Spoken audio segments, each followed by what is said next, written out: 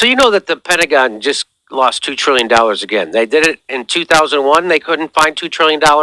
And just now, they just couldn't find $2 trillion. $2 trillion. Did they check the couch? I don't think so.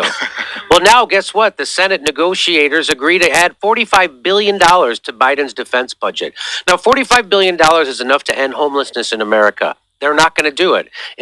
They could send everybody to college. They could give everybody a living wage. They could give everybody. They're not going to do it. What are they going to do? They're going to do this. Well, why? Because America is a failed state. We are 100% corrupt. America is not regular corrupt like people think. America is 100%. America, the United States government is 100% corrupt, and it's been bought by corporations and mostly people in the military-industrial complex, which is why we can do this while we have people sleeping under every bridge and people going bankrupt when they get sick, and we don't have air conditioning, and we have chipping. We have in schools. We don't have enough hospital beds when people get sick. We don't have enough teachers right now in America. We don't have enough teachers. They have to go recruit people from the military to go teach school. But we could do this all fucking day long. And you're worried about Russia? If you're hurting, it's not because of Russia. It's because you keep voting for people who are criminals like Joe Biden, Nancy Pelosi, Chuck Schumer, Mitch McConnell, Donald Trump. All those people are your enemy. They're not going to do anything for you. Who are they going to do stuff for? Here it is. Joe Biden's the biggest fucking criminal we've ever elected president. That includes Donald Trump. And this is proof of it right here.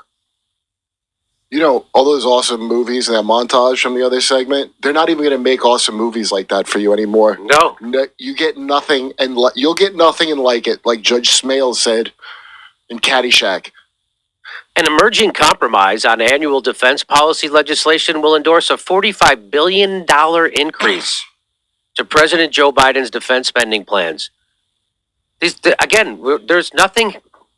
How is it we can't? I remember in the $2,000 measly, they're like, yeah, they got to meet, and I heard conservatives go, we can't afford to do that, and then all of a sudden we found $100 billion to send to Ukraine, and now we found another $45 billion.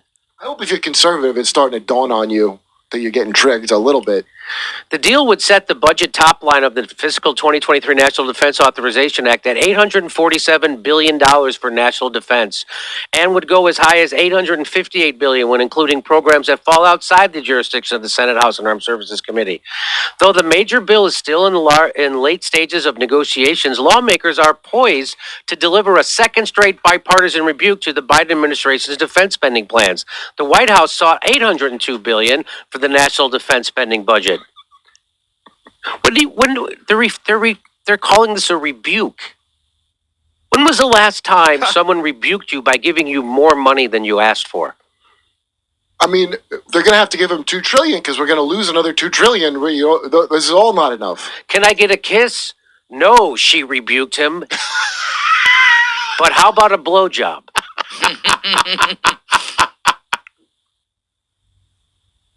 Lawmakers are aiming to have an NDAA ready, that's a National Defense Authorization Act, ready for a vote in the House next week.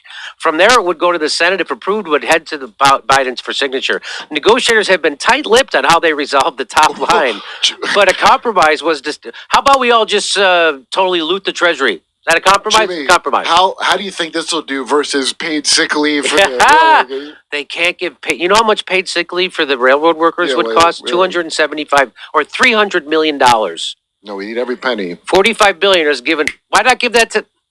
But a compromise was destined to endorse a national defense budget that is tens of billions more than the Biden sought after Democrats and Republicans in both chambers backed large increases on the premise of addressing high inflation and keeping pace with China. What better way to address high inflation than throw money away? How do we keep pace with China? Well, China will raise defense spending by 7% in 2020, faster than last year. You know how much they spend? Defense spending will rise by 7 to 1.45 trillion won. That's $230 billion. Do you know that's, I don't know, 25% of what we're spending? They don't even spend a quarter. What if they get a blue water navy?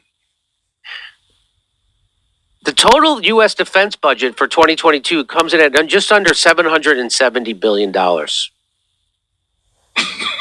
That's what China's spending. That's what we're spending. And they're increasing it by $45 billion because we have to keep up with the people spending less. Well, we have to keep up with all of NATO has to keep up, and we pay for everyone else's stuff that they don't pay for because they get health care. And With inflation factored in, it is good increase, but it's essential because of inflation and also the need to continue significant programs, said Armed Services Chair Jack Reed, a Democrat from Rhode Island, and a complete fucking tool and your enemy. He said in an interview, though, he did not specify what amount of panels agreed upon. In the Senate, 13 Republicans are threatening to oppose advancing the bill unless they receive a vote to undo the administration's military vaccine mandate. They want to bar the Department of Defense from kicking out troops solely because they don't receive the shot and reinstate personnel who have been drummed out with back pay.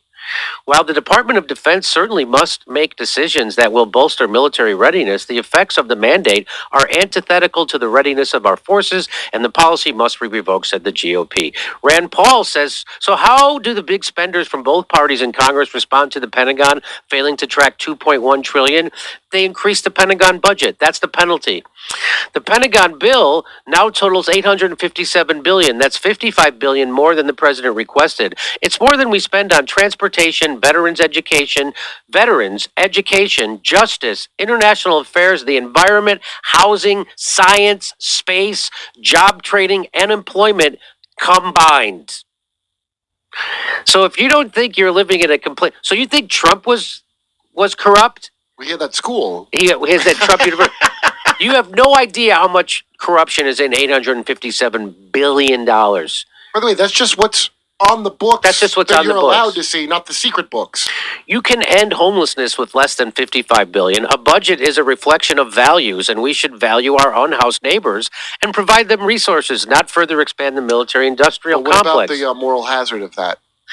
What about the moral haggard? Did you help vote for the $90 billion in aid to Ukraine Nazis? Oh, so Ilhan Omar getting called out for her hypocrisy. Right. You are also part of the reason the Pentagon bill has exploded. She voted for the $90 billion aid to Ukraine. She's also a bullshitter. So there you go. If you want to know about corruption, it's your government. It's not Russia. It's not China. It's your government, the United States government, more corrupt than Russia, more corrupt than China, more corrupt than maybe the rest of the world put together. You're being run by criminals, and their name aren't Donald Trump. You're being run by criminals. Their name is the military-industrial complex, the military-industrial complex, the health insurance industry, big pharma, and the oil companies and big tech. That's who's actually running your country. And the people like Joe Biden, who's demented, is not making any decisions. Those decisions are being handed to him by Wall Street and military-industrial complex. And if you don't think so, look at that fucking budget. That budget tells you where their priorities are, and the American citizen ain't it. They're your enemy. Who's your enemy? Russia? No. Your enemy is the United States fucking government. And it's time you rise up against it.